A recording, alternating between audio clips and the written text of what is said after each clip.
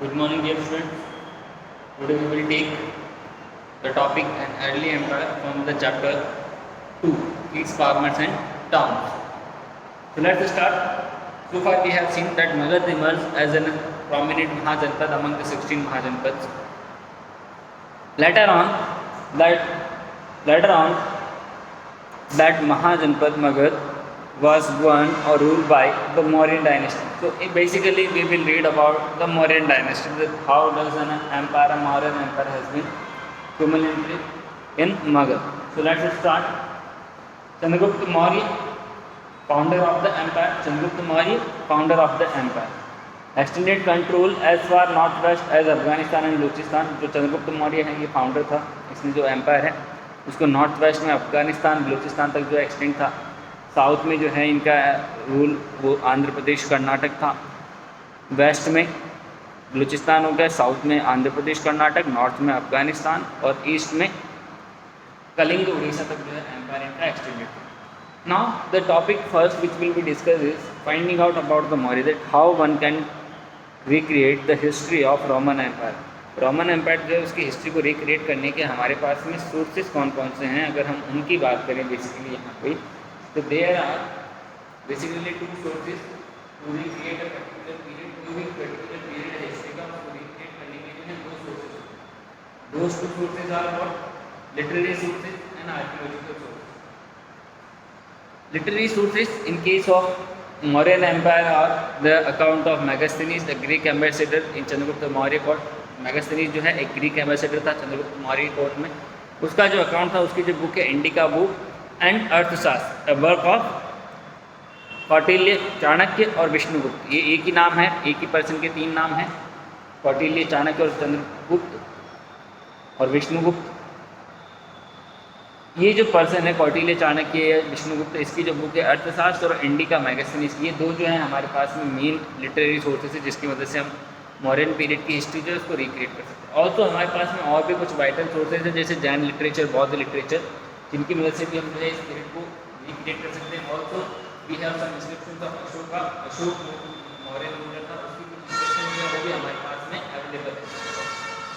Then हम बात करें administrating the empire, that how does the Mauryan have administered an empire which has been extended as far as Balochistan, Afghanistan, Kalinga, Andhra Pradesh, यानी इतना बड़ा जो vast empire है उसको किस तरीके से इन्होंने जो एडमिनिस्टर किया होगा उसकी हम बात करते हैं. तो there were 5 major political centres in the empire. जो टोटल एम्पायर है उसके अंदर 5 मेजर पॉलिटिकल सेंटर्स थे. The capital Pataliputra and its provincial centres of Takshashila, Ujjaini, Kochuveli, Shivpuri, 5 जो है मेजर पॉलिटिकल सेंटर. पहला था कैपिटल थी पाटलिपुत्र, सेकंड तक्षशिला. तक्षशिला जो है इससे अफगानिस्तान बलूचिस्तान वाले जो एरियाज हैं उनको कमांड करते थे. उज्जैनी ये सेंट्रल इंडिया के लिए, कोचुवेली जो कलिंग वाला जो रीजन है, उड़ीसा, कलिंग, वेस्ट बंगाल, इस वाले रीजन के लिए, और सुवर्णगिरी साउथ के लिए. यानी जो प्रोविंशियल सेंटर्स है वो देखिए इस तरीके से बनाए गए थे कि एम्पायर, वास्ट एम्पायर, उसको इजीली गवर्न किया जा सके. If we examine the content of this inscription, we find virtually the same is engraved everywhere from the present day northwest frontier of Pakistan, Andhra Pradesh, Odisha and Uttarakhand. देखिए जो inscription है अशोक की, उनके ऊपर जो मैसेज है, हम message को देखें पढ़ें अच्छे से, तो जो मैसेज है वो all over the empire same था, सिमिलर था. कोई इसमें जो है गलत मैसेज नहीं किया गया था. इससे क्या प्रूव होता है कि that there was a uniform administrative system, जिससे कि पूरे एम्पायर को जो है क्यूमुलेटिव रूप में ये लोग गवर्न कर रहे हैं. These are some distribution of Ashokan inscription. Ashok है उसकी inscription की जो है आप distribution दे सकते हैं ऑन द मैप. खांधार, मानसिरा, शाहबाज, गरीब, यानी अफगानिस्तान, बलूचिस्तान में भी जो है अशोक ने इंस्क्रिप्शन एस्टैब्लिश करवाए थे मेजर रॉक एडिक्ट्स. उसी तरीके से गिरनार, सुपारा, सतनदी, कलिंग, यानी काफ़ी बड़े एरियाज में पूरे ऑल ओवर द इंडिया जो है अशोक ने जो है रॉक पिलर्स, रॉक एडिक्ट्स जो है वो इंस्क्रिप्शन करवाए. देन हम बात करें, it is likely because the empire is divided in 5 major political centres. I have already told you that these were carefully chosen. जो ये प्रोविंशियल सेंटर्स है, चाहे वो तक्षशिला हो, चाहे वो कोचुवेली हो, चाहे उज्जैनी हो, चाहे सुवर्णगिरी हो, इनको चूज़ करने के पीछे बहुत इंपॉर्टेंट चीज़ थी, वो ये था कि इनको चूज़ करने का मकसद वहाँ पे कुछ पर्पजेस को फुलफिल करना था। काफ़ी वर्चुअली जो है इन्हें चूज़ किया गया था। जैसे both Takshashila and Ujjaini being situated on important long distance trade route, Takshashila और उज्जैनी दोनों जो है ये इंपॉर्टेंट जो लॉन्ग डिस्टेंस ट्रेड रूट्स हैं। Takshashila is situated on the trade route between Magadha to Greek empire. तो ग्रीक एम्पायर के साथ में जो ट्रेड रूट्स की अगर हम बात करें, यानी अफगानिस्तान तक जो है रूट जो जा रहा है हमारा, उस रूट के ऊपर तक्षशिला सिचुएटेड था ऑन अ अर्बन रूट। उसकी वजह से उज्जैनी जो साउथ की तरफ रूट जाता है पाटलिपुत्र कैपिटल से, वहाँ पे सिचुएटेड था। सुवर्णगिरी जो है ये गोल्डन माउंटेन के रूप में जाना जाता था, क्योंकि जो गोल्ड माइन्स है कर्नाटक, वहाँ से गोल्ड जो है वो प्रोक्योर करने के लिए यहाँ पे सेंटर बनाया गया। और एज इट इज कोस्टली जो है उसको वेस्ट के जो एरिया, ईस्ट के जो एरिया है वहाँ पे कन्वर्ट कर दिया। कम्युनिकेशन जो है एम्पायर के अंदर वो बोथ वेज में होता था, लैंड एंड रिवरिंग दोनों रूट्स जो है वो फॉलो किए जाते थे। Journeys from the centre to the provinces would have taken weeks if not months. जो जर्नीज हैं प्रोविंसेस से कैपिटल तक के बीच में, उनको उसमें महीने सप्ताह लग जाते थे, क्योंकि जो जर्नी है वो लैंड और रिवरिंग रूट से होती है। लाइक प्रेजेंट डे हम बात करते हैं, हमारे पास मोटर व्हीकल से ऐसे व्हीकल्स होते हैं जो देश विदेश में है ट्रांसपोर्टेशन के लिए, ब्लॉक कार्ड्स या हॉर्स। तो इस वजह से काफ़ी टाइम लगता है। This meet arranging for provision as well as production produce over on. इसका मीनिंग ये था कि देखिए जर्नी जो है वो काफ़ी टाइम लगता था, तो इस वजह से जो है वर्किंग जो है उसमें ये काम भी रहता था कि जो लोग ट्रैवल करते हैं उनके ट्रैवल करने वाले लोगों की जो प्रोटेक्शन है, सेफ्टी है, ये प्रोवाइड करना किसका काम था, जो है किनका था। It is important the army was an important means of ensuring the labour. जो आर्मी है ये काफ़ी इम्पोर्टेंट काम था। क्या काम था आर्मी का? जो लोग हैं जो ट्रैवल कर रहे हैं उनको सिक्योर करना, और साथ ही साथ में जो नेबरिंग किंगडम्स है उनसे भी एम्पायर को प्रोटेक्ट करना।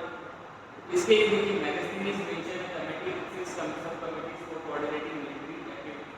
मैगजीनीज जो है वो एक कमेटी जो है वो मेंशन करता है जिसके अंदर 6 जो है वो सब कमिटीज शामिल होती हैं। मैगजीनीज जो है एक 30 मेंबर की कमेटी की बात करता है। In that 30 members committee there is the 6 सब कमिटीज। जो 30 मेंबर्स है वो 5 के ग्रुप में 6 सब कमिटीज में मैंने डिवाइडेड टू जिनको एक पर्टिकुलर टास्क दिया जाता है। जैसे फर्स्ट कमेटी जो है वो नेवी के फंक्शंस को जो ऑर्गेनाइज करती है। सेकंड कमेटी है वो ट्रांसपोर्ट प्रोविजंस प्रोवाइड करवाती थी, एंड जो सोल्जर्स हैं और उनके जो एनिमल्स हैं उनके लिए फूड फोडर और वेपन्स जो है उनको ट्रैवल करवाने का काम किसका काम था? जो सेकंड कमेटी थी उसका। थर्ड कमेटी जो है वो सोल्जर्स के लिए रेस्पॉन्सिबल थी। फोर्थ कमेटी फोर्सेस के लिए जो है वो चैरियट्स के लिए सिर्फ एलिमेंट्स की किसी कमेटी जो है वो बनाई गई थी जो कि इजीली वर्क करते थे। Ashok also tried to hold his empire together by propagating dhamma। Ashok जो है उसने अपने empire को जो है होल्ड करने के लिए बनाया, रखने के लिए धम्म जो है उसके प्रिंसिपल को जो है उसको काफी प्रोपगेट किया। हमने देखा सिंपल और रोशनी यूनिवर्सिटी जो है वहाँ पे एप्लीकेशन था, पूरे अलग अलग जगह जो रॉ कैडेट्स बनाए थे, रॉ कैडेट्स को धम्म जो है अपना उसका प्रचार प्रसार किया। स्पेशल ऑफिसर कौन है? धम्म महामना और appointed to spread the message of the. जो धम्म है इसका मैसेज स्प्रेड करने के लिए पूरे एम्पायर में, in whole empire to spread the message of the dhamma, Ashoka has appointed dhamma mahamatta. Special officers known as dhamma mahamatta were appointed to spread the message of dhamma. Now how important was the empire? कितना important जो है वो empire रखता था यहाँ पे हम उसकी अगर हम बात करें तो when historians began reconstructing early Indian history in the 9th century, the emergence of the Mauryan Empire was regarded as a major landmark। जो मौर्यन एम्पायर है उसका इमरजेंस जो है उसको एक मेजर लैंडमार्क के रूप में देखा जाता था। India was then under colonial rule and was part of the British.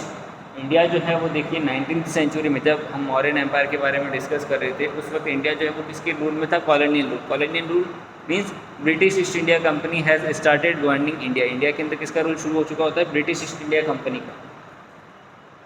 And was part of the British empire. India जो है वो ब्रिटिश एम्पायर का पार्ट था। 19th and early 20th century Indian historians found the possibility that there was an empire in early India, both challenging and exciting। Indian जो historians उन्होंने देखा कि जो इंडिया है इसके अंदर एक ऐसा एम्पायर रहा होगा जो चैलेंजिंग और एक्साइटिंग दोनों लेवल पर रहा होगा। Also some of the archaeological finds associated with the Maurya including stone sculpture were considered to be examples of the spectacular art type of empire. Many of these historians have found the messages on Ashokan inscriptions very different from that most of other rulers, suggesting that Ashok was more powerful and यानी देखिए जो empire है कितना important था उसकी हम बात करें तो 19th सेंचुरी में इसके बारे में जानना शुरू होता है। इसको एक मेजर लैंडमार्क के रूप में देखते हैं। 20th सेंचुरी में बहुत सारे इंडियन हिस्टोरियन जो है वो इसके बारे में ढूंढना शुरू करते हैं। रीज़न क्या होता है कि वो इस एक्साइटिंग जो एम्पायर उसके बारे में जानना होता है। उस वक्त हमारे रूल किसका रहता है, कॉलोनियल रूल रहता है, ब्रिटिश एम्पायर का जब पार्ट होता है इंडिया। 20th सेंचुरी में जो अशोक है उसको काफ़ी प्रॉमिसिंग रूलर के रूप में देखा जाता है, मोस्ट पावरफुल रूलर में से एक माना जाता है क्योंकि उसकी इंस्क्रिप्शन जो है वो दूसरों के इंस्क्रिप्शन से डिफरेंट है, काफ़ी सारी जगहों से हमें देखने को मिलती है।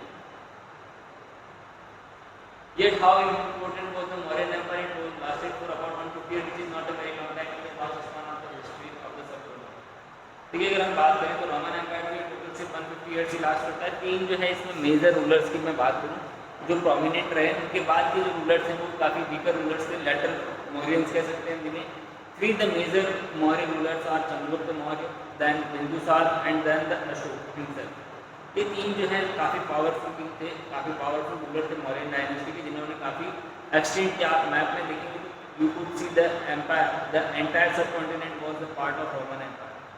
काफ़ी बड़ा एरिया था but it lasted only for 150 years. तो ये था हमारा देखिए मौर्यन एम्पायर। मौर्यन एम्पायर के अंदर बात की founder Chandragupta Maurya lasted for 150 years. The major three rulers are Chandragupta Maurya, Bindusara and Ashoka. These are the three major rulers. उसके बाद में मेगास्थनीज और अर्थशास्त्र जो हैं और ये मेजर सोर्सेज है हमारे पास में to recreate the particular period and some inscriptions of Ashok। इस तरीके से हमारा जो मौर्यन एम्पायर है वो कंप्लीट होता है। फिर हम बात करते हैं new notions of kingship. Is there any other chiefdoms or kings which have arisen in the subcontinent? क्या मौर्यन डायनेस्टी खत्म होने के बाद में कोई नए किंग्स जो है या कोई नए चिefdoms जो है वो अराइज होते हैं इस पर्टिकुलर पीरियड में? तो हम उनकी बात करते हैं यहाँ पे न्यू किंग्स की, जो कि अराइज होते हैं इस पर्टिकुलर पीरियड के अंदर after the end of Roman empire. Chief and kings in the south. South के अंदर जो है इस पर्टिकुलर पीरियड में कौन से चीफ और किंग जो हैं वो रूल करते थे उसकी हम बात करें। The new kingdom that emerge in Deccan and further south including the chiefdom of the Chola, Chera and Pandya in Tamilakam. जो तमिल रीजन है उस तमिल रीजन के अंदर चूल, चेर और पांड्य जो हैं ये कुछ चिefdoms थे वहाँ पे,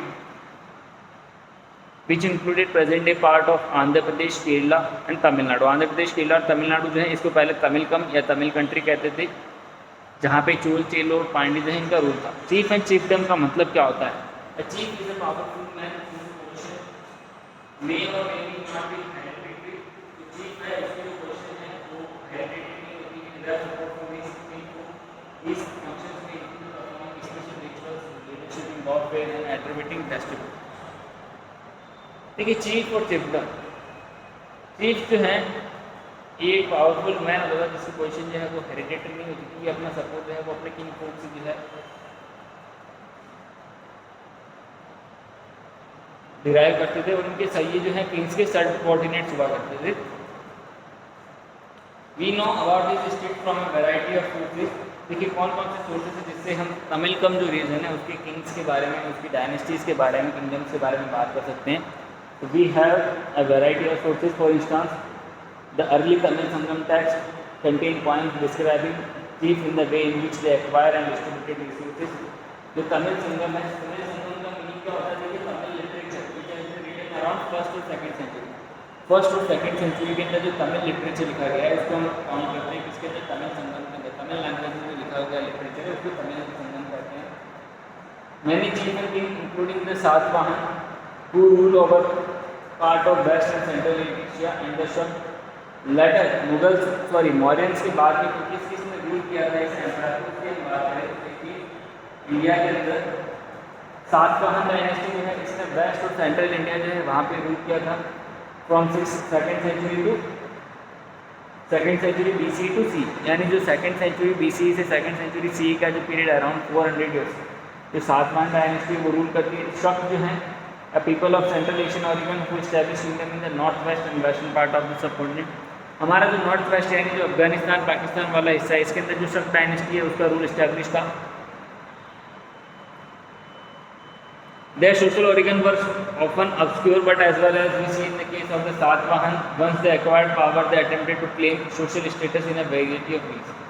सातवाहन जो है जैसे इन्होंने पावर एक्वायर की, उन्होंने कई तरीके से है सोशल स्टेटस को कैरी करने की कोशिश की। ये थे देखिए new kings in south India. South India के किंग्स की हमने बात की। यहाँ पे chief and kings in south India. South India के अंदर देखिए हमारे सामने चोल है, चेर है, पांड्य है। ये तमिल रीजन में है। Chola, Chera, Pandya Tamil region. Then Satavahana in central and western India, and then Shak, the people of Central Asian origin, established kingdom in north and northwest part of the subcontinent. Then the king was divine king. What does the word divine king means? Means the kings who established themselves as a ruler also proclaim them as a divine or a representative of God. देखिए अपनी जो power है उसको supreme बनाने के लिए लोग जो है वो कहीं भी बात को बिना किसी ऑब्जेक्शन के माने, उसके लिए जो है इन लोगों ने डिवाइन किंग जो है ये आइडिया पब्लिश किया लोगों के बीच में कि लोग जो है इनको देवताओं को समान मानना शुरू कर दिया। Divine king, one means of claiming high status was to identify with the right treaty। Meaning क्या होता है? ऐसा हाई स्टेटस जो है वो क्लेम करना जिससे कि आपको जो है देवताओं के रूप में माना जाए। This exemplified by the Kushan who ruled over a vast kingdom extending from Central Asia to Northwest India। देखिए कुषाण डायनेस्टी की सेंट्रल एशिया से नॉर्थ वेस्ट में उन्होंने इस हिस्ट्री को में काफी फॉलो किया। ये हिस्ट्री है from description and textual tradition. Kushan है उनके बारे में जानने के बहुत सारे डिस्क्रिप्शन और टेक्सचुअल ट्रेडिशन है हमारे पास में। The notion of kingship they wished to possess a very fresh evidence in their points of scripture। जो कुषाण है इनके पॉइंट्स ऑफ स्क्रिप्चर में मिले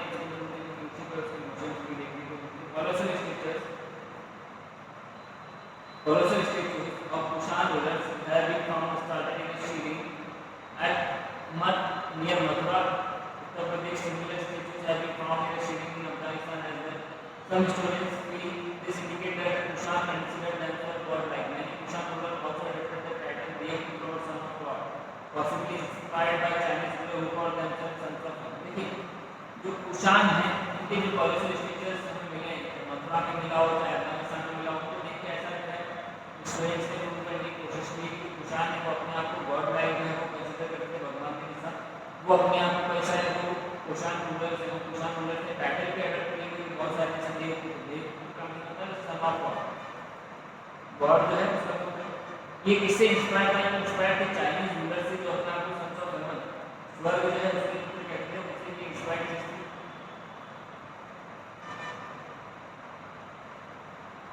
By the 4th century there is evidence of larger states including the Gupta Empire। 4th century के आसपास एक larger status है, एक लार्जर स्टेट गुप्त एम्पायर है वो इमर्ज आउट होता है। कहाँ पे? मगध के अंदर। मगध में देखिए एक नई डायनेस्टी जो है गुप्त एम्पायर उसकी शुरुआत हो चुकी है। Many of these depended on Samant men who maintained themselves through local resources including control over law। They offered homage and provided military support to rulers। Powerful could weaken kings। Conversely, weak rulers might find themselves being reduced to position of subordination। देखिए जो ये है क्या बात हो रही है गुप्त के बारे में, मैं आपको एक सिंपल से वर्ड में बताऊं तो गुप्त जो डायनेस्टी है इसने मगध पे रूल किया था। बिफोर रूलिंग एट मगध पे रूल करने से पहले जो गुप्त जो है लोग ये सामंत हुआ करते थे। सामंत का मीनिंग होता है सब ऑर्डिनेट्स ऑफ द किंग। जो किंग है उसका सब ऑर्डिनेट जो है वो कहा जाता है सामंत। यानी किंग जो है वो हेड है और उसके जो सहयोगी हैं वो सामंत कहलाते हैं, जो उसके लिए आर्मी के अंदर डिफरेंट फंक्शन जो है वो प्रोवाइड करवाते हैं। तो जो गुप्त हैं ये सामंत थे इसी तरीके से, लेकिन धीरे धीरे इन्होंने पावर गेन करना शुरू किया और बाद में मगध जो है उसके ऊपर एक नई डायनेस्टी गुप्त डायनेस्टी जो है उसको शुरू की। Histories of the Gupta rulers have been reconstructed from literature points and inscription including precisely composed rules particular. देखिए जो हिस्ट्री है गुप्त रूलर्स इसको रिक्रिएट करने के बहुत सारे जो है सोर्सेज है हमारे पास में। There are multiple sources to recreate the history of the Gupta empire. Literature है हमारे पास में गुप्त एम्पायर में इसका बहुत सारा लिटरेचर अवेलेबल है। The period of Gupta empire, the period of Gupta empire is known as the golden period of for literature art and science. Literature art और साइंस के लिए गोल्डन पीरियड मानते हैं। नवरत्न जो है कालिदास मेघदूत के बारे में जो हम बात करते हैं, कालिदास हो गया, तानसेन हो गया, इस तरीके के बहुत सारे जो लोग हैं जो उसके रूलर चंद्रगुप्त सेकंड जो था गुप्त डायनेस्टी का रूलर, उसके यहाँ पे उसके कोर्ट के अंदर एज ए मेन ऑर्डिनेट्स के रूप में काम करते थे। देखिए क्या क्या सोर्सेज हैं, लिटरेचर है, कॉइन्स हैं, इंस्क्रिप्शंस हैं, प्रशस्तिज हैं। प्रशस्ति जो है वो किंग जो है, राजा जो है, उसकी प्रशंसा में जो लिखी जाती है उसको कहते हैं प्रशस्तिज। यहाँ पे आप देखिए कुषाण जो कॉइन है वो देख सकते हैं, कुषाण डायनेस्टी के कॉइन्स। इसके अंदर जो किंग कनिष्क है उसको एक देवता के रूप में बताया हुआ है। देखिए आप यहाँ 4 हाथ बताए गए हैं, इसके 4 हाथ मीन्स एक देवता जैसा स्ट्रक्चर जो है वो शुरू किया गया है यहाँ पे। मीन्स हमने जो बात किया है ये अपने आप को डिवाइन पढ़ कर रहे हैं, डिवाइन के अपने आप को देवता जैसा होता है। The Prayag Prashasti, also known as the Allahabad Pillar, composed in Sanskrit by Harishan, the court poet of Samudgupta, arguably the most powerful of the Samudgupta ruler in a case in point.